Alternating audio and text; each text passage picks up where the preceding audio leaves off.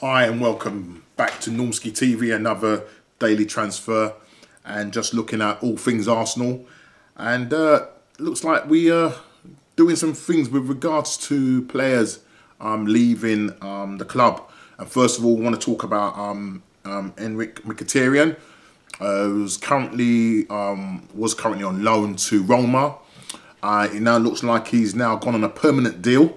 Arsenal were looking to try and sell him for 10 million, but that didn't happen, and it looks like Arsenal had to end up paying him out of his contract, which, look, at the end of the day, it had to happen. I think he still had 2 years left on his contract on 180,000, possibly 200,000 a week. We've saved ourselves nearly nine and a half million quid a year on wages. So listen, that's the first of many off the book. So he's gone to Roma. He's doing quite well there.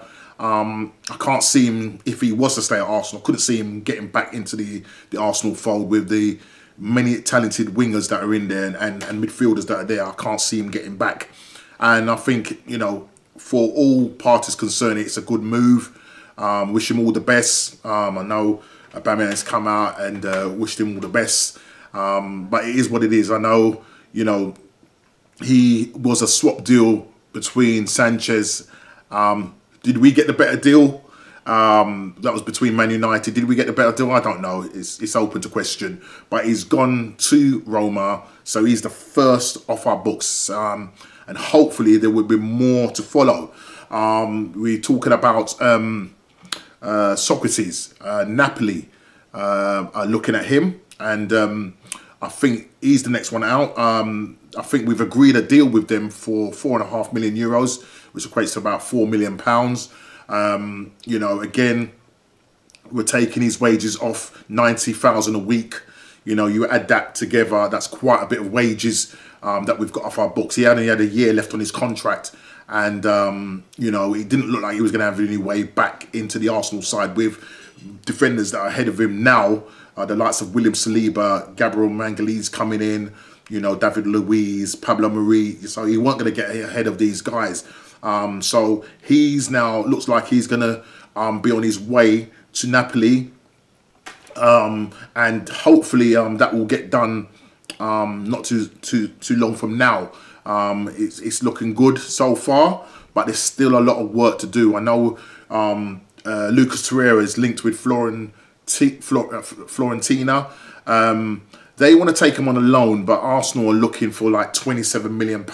That's what they want, but I don't think Fiorentina at the moment can afford that.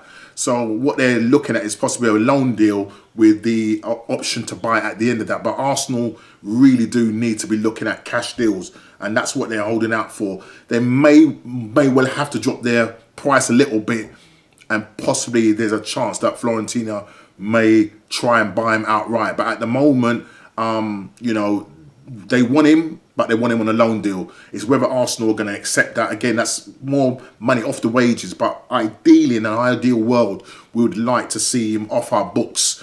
Again, the jury's out on him. When he first came to Arsenal, good little player, but is he really strong enough to play in that midfield? He seemed to went downhill after Emery played him as some sort of attacking midfielder when that is not his role. And I think from there on in, he lost his confidence, and then he heard stories during the transfer windows that he was missing his home country and missing Italy and that. So I think if we can get a cash deal, if we can get 27 million, brilliant, because what I'm going to say, that money will just hopefully go into the Thomas Partey deal. Then there's Guendouzi, linked with Valencia. Again, they're not strapped with cash, but they want him on a loan deal as well. Arsenal want 40 million for him. I don't know whether Valencia are going to be able to afford that, but we have to look and see what we can do in terms of these cash transfers, because in order to get the targets that we want, and again, I sound like a scratch record, but I'm going to keep saying it, in order for us to get the targets that we want, we're going to have to sell the lights. I mean, if we did sell the likes of Guendouzi for 40 mil, and we sold Lucas Torreira for 27, that's 67 million pounds. That could be definitely reinvested back into the club, and you're then looking at doing buying out Thomas Partey in his clause, and hopefully triggering that, and and getting the deal done. Because at the moment, Atletico Madrid are holding out for this £43 million. As I say, you know, these are a number of players that are, you know, we are trying to get off our books. There's loads of players. You've got El Nene. I am hearing that Sampdoria are interested in him. Again, it could be a loan deal, but it is very difficult in this climate whether we can get the cash deals for these. All the clubs in Europe are going to be struggling right now concerning, you know, trying to do deals. Even you look at Real Madrid, Van der Beek, you know, they had initially gone for him, I think, at the early part of this year. I think they had tried to set up a deal for £47 million. And then the COVID came and kicked in, and then, you know, I think that was in the January transfer. The COVID kicked in, and the deal didn't happen. And here we are now in a situation where Man United have jumped on the bandwagon and got him for basically half the price, because he would have been worth something like 80 mil. But we're not talking about Van der Beek and Man United. You know, they've got their player, and good on them. But we, as I said, we need to raise funds, and we're going to have to work very smart in the transfer market in order for us to raise the money. There are a lot of players that are on our books. You know, we have, from reading the media, 33 senior players. It's a lot. That's a lot of players. That was a lot of players, and we need to trim our side down, get in quality. We don't just want to have players in there for the sake of it that are bang average. You know, we need quality. We need a quality 22, 25, you know, squad system where our players, we can call on them at any time and not change the balance of the side. So, you know, we got to get rid of them, and we've got to get rid of them soon. As I said, Dani Ceballos, we've got him. No, I think, I don't know if I spoke about it, but I'm going to talk about it now. Dani Ceballos, we're getting him on a loan deal. Apparently, we're in advanced talks with Sky with regards to him coming back to the Arsenal. That's fantastic news concerning him. He really has done really well under Mikel Arteta.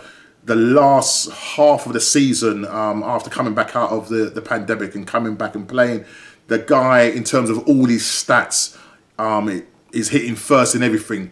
From running, passing, tackling, all the stats he's hitting first. So that's really good concerning Dani Ceballos. And I think for the system that Arteta wants to play, then Dani Ceballos is that guy that will suit that system, whether it be a 4-3-3 or a 3-4-3 system.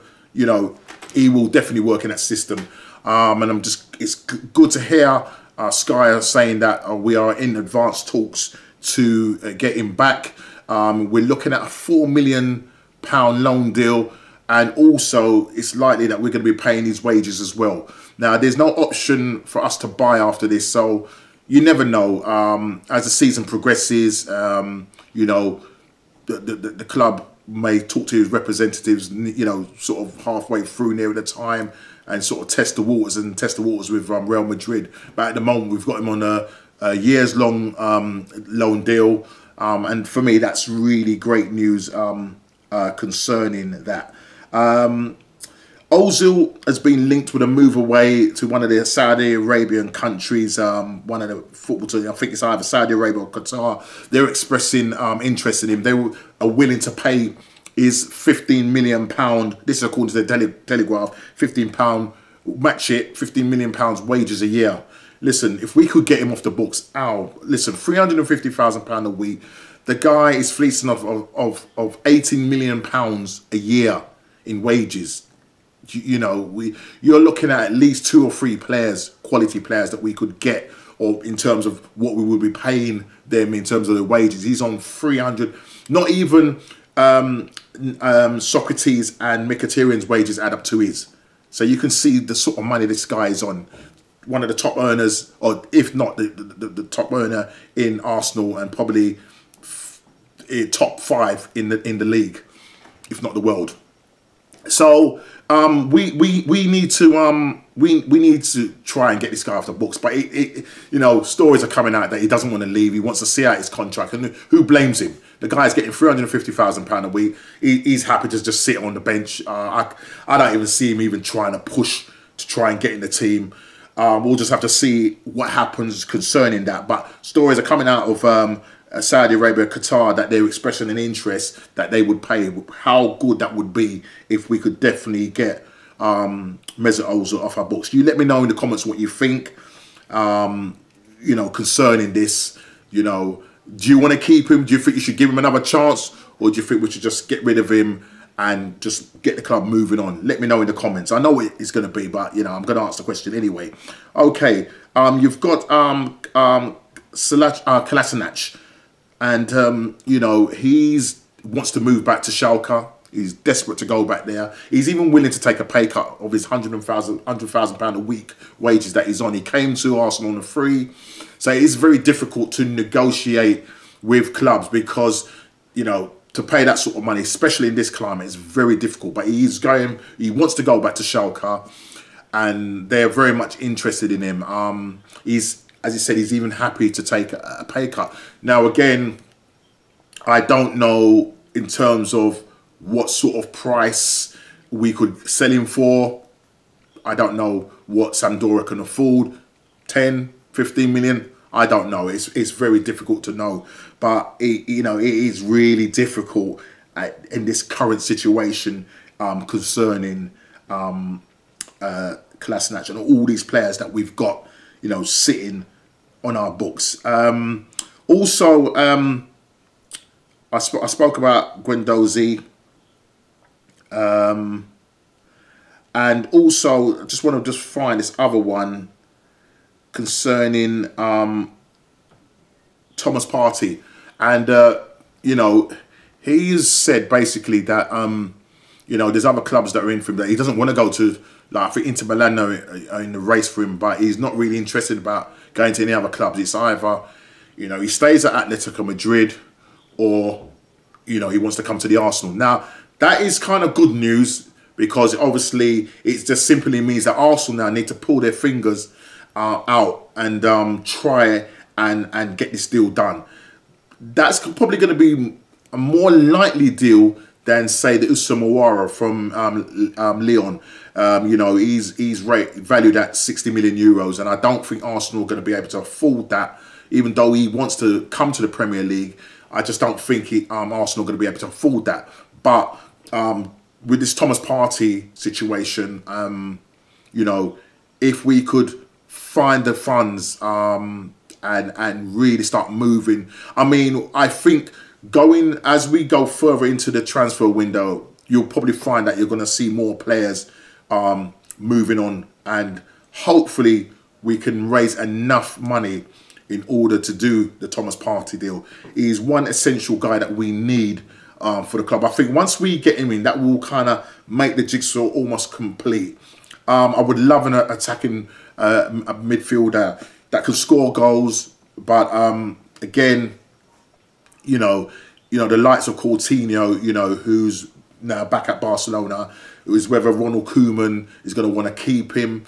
You know, maybe the options is there to maybe get him on a loan, but again, we don't know. But what we're looking for is more goals from our midfield in order to help Aubameyang. And talking about Aubameyang and also Gabriel Magalhaes, you know, we're just waiting to hear the announcement. I thought we would have heard something today. Still nothing at the moment. There's talk of possibly an imminent announcement. Possibly Arsenal TV have been sort of teasing us on their YouTube channel. They've got a special guest that they want to interview. Don't know who it is. Some people are speculating that it could be Gabriel Magalhaes. That would be fantastic if that's the way they're going to do it. I know he's currently at the moment in quarantine. I know he had gone down, reading in some of the news outlets, that he had gone down to Cologne to take his tests and stuff like that, but under strict, you know, medical supervision. But at the end of the day, you know, he won't officially start training with the Arsenal Football Club I think it's got something like 7 days left of quarantine. So listen, it's going to get announced. The Batman deal is going to get announced. So I'm not getting worried, or we're not getting. I know I sound frustrated, but you know I do believe these deals will get announced. But the key thing is that we get the players off our books and get them off our books quickly. Please like, subscribe and share, and I'll speak to you on the next Transfer Daily. Take care.